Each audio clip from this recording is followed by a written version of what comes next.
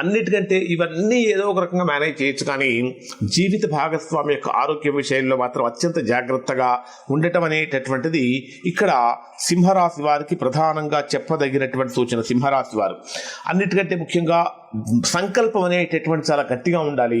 మానసికమైనటువంటి స్థైర్యాన్ని తెచ్చుకోవాలి. ఎవరికి కూడా గొడవల జోలికి వెళ్లకుండా ఉండాలి.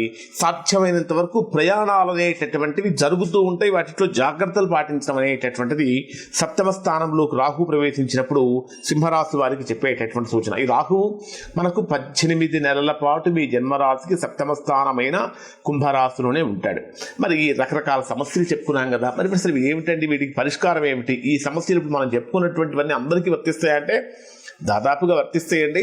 ఎవరికైతే ఇంకా ఎక్కువగా అంటే ఎవరికైతే రాహుమహర్దశ జరుగుతున్నదో వారికి సమస్యలు ఎక్కువగా ఉంటాయి. లేదా గోచార రీత్యా కూడా మీ వ్యక్తిగత జాతకంలో మీ జన్మలగ్నంలో కూడా సప్తమ స్థానంలో రాహు యొక్క ప్రభావం ఉండి గోచార రీత్యా కూడా సప్తమ స్థానంలోకి రాహు వచ్చినప్పుడు ఇప్పుడు చెప్పినటువంటి ఫలితాలు 100% ఖచ్చితంగా జరిగి తీరుతాయి.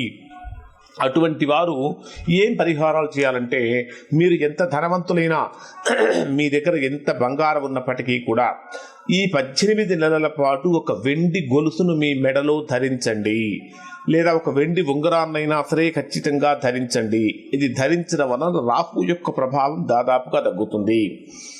మీకు వీలైతే వరుసగా 4 శనివారాల పాటు ప్రవహించేటటువంటి నీటిలో ఒక 9 కొబ్బరికాయలు కానీ 9 బాదం పప్పులను కానీ లేదా 2 కలిపి కానీ నీటిలో వదిలిపెట్టండి. తద్వారా మంచి ఫలితాన్ని పొందుతారు.